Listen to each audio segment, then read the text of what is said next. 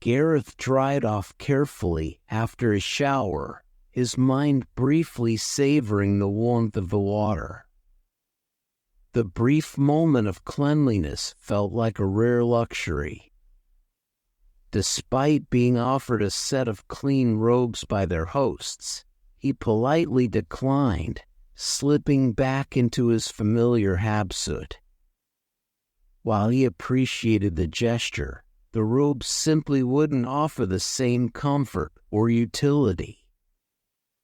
A part of him hoped the locals wouldn't interpret it as ungrateful or rude. He just felt more secure in his own attire. As the seal on his suit clicked into place, enclosing him in its familiar embrace, Gareth opened the door to find Pen leaning against the hallway wall, arms crossed.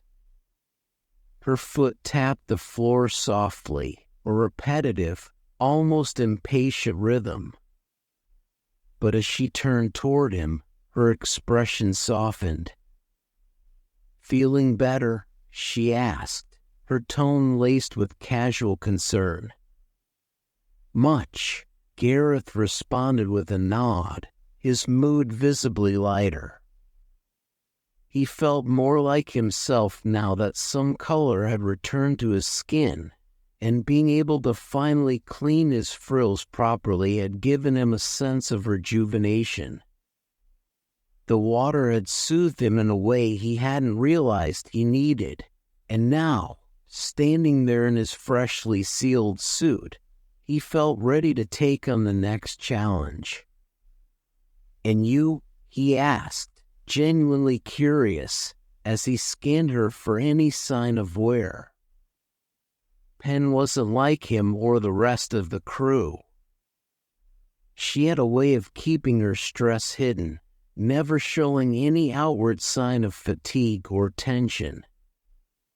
To Gareth, she looked exactly the same, composed, calm, perhaps a little too calm. Pen shrugged lightly, a playful glint in her eyes. "Better. Starving, though. I feel like I could eat a whole pig." Gareth's brow furrowed in confusion, his head tilting slightly as he considered her words. "A pig? I'm not entirely sure what that is, but given where we are, we might have better luck finding it here than anywhere else. Want me to ask around?" Pen's sudden laughter filled the hallway, echoing off the wooden walls, catching Gareth completely off guard. His confused expression deepened as he tried to understand the joke.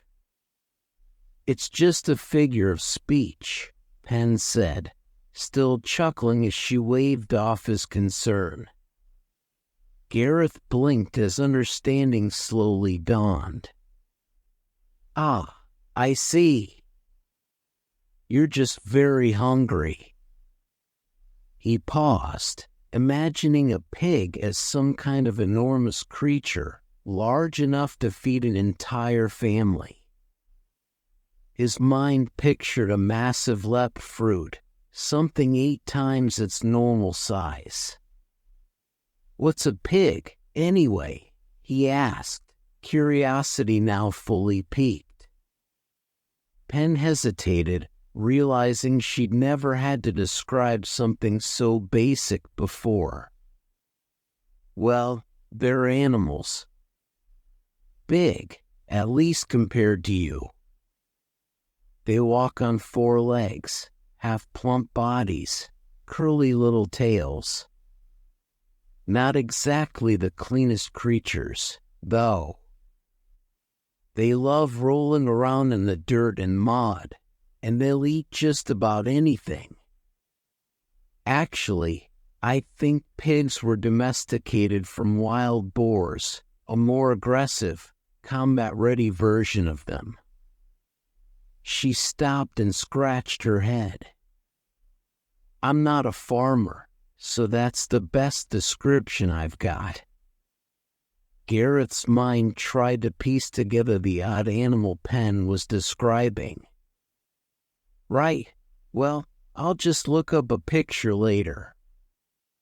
But boars? You mean like boorish? Oh, and pigsty.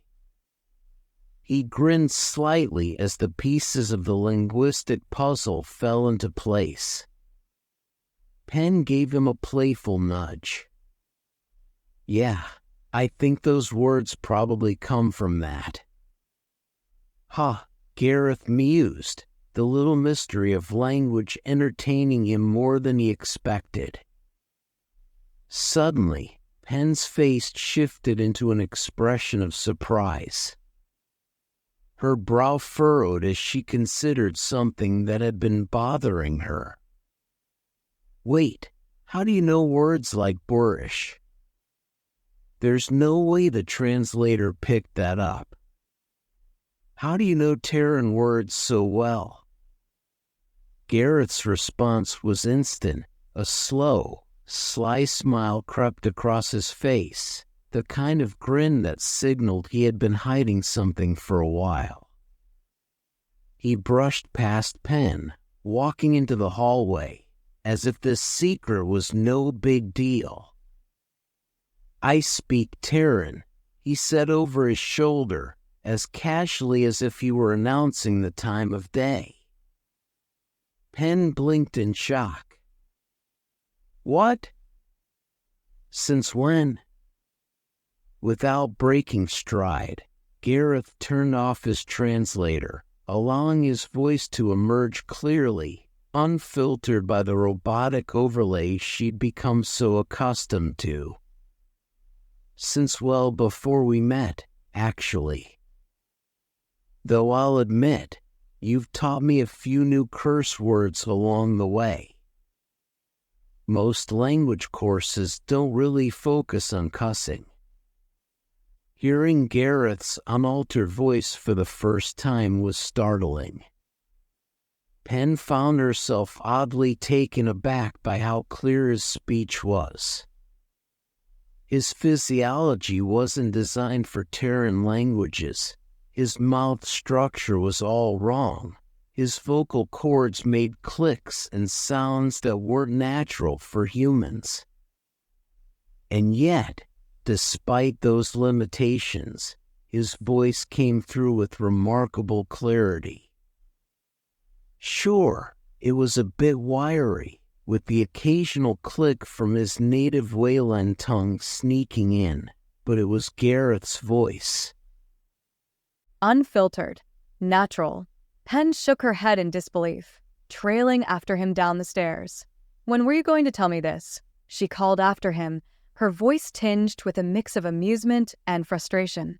Gareth, clearly enjoying the fact that he'd caught her off guard, remained quiet, savoring his little moment of victory. Now that she thought about it, he had answered her linguistic questions in the past without the translator. How had she never noticed? As they reached the front of the building, they were greeted by Deeg and Maya, who were waiting on the porch. Maya, an elderly woman whose age showed in the soft creases of her weathered face, waved them over, already shuffling her way down the dirt street at a slow, steady pace. We've arranged lodging for the night, Maya said warmly, her voice carrying the gentle authority of someone used to taking care of others. Maeve and Kalia have a spare bedroom ready for the two of you. It's nothing fancy, but it should be comfortable. Penn felt a wave of gratitude wash over her. Thank you so much. We really appreciate all you've done for us. Think nothing of it, Maya said with a dismissive wave. Our little town may not have the glitz and glamour of a city, but we pride ourselves on taking care of our guests. And you've arrived at just the right time. Tomorrow is our harvest celebration. Food, drink, dancing. There'll be merriment all around. You won't want to miss it. I didn't know your people had festivals like this, Gareth said, glancing curiously at Penn. My people don't, Penn clarified, a bit sheepishly. I wasn't born here, and we didn't really do festivals. Actually, where are we exactly? You're on Anidaya, dear, Maya explained. Just a day's flight from Meliko City. As they continued down the road, They passed a young boy playing with his dog in the shade of the trees. The boy was no older than 6, his dark brown hair tousled from play, his face beaming with joy as he raced after the dog, a white and brown spotted creature with an energy that matched the boy's. "Bello, come here, boy," the child shouted excitedly, and the dog barked in response, wagging its tail furiously as it darted around the trees, clearly loving the game. Penn smiled at the sight.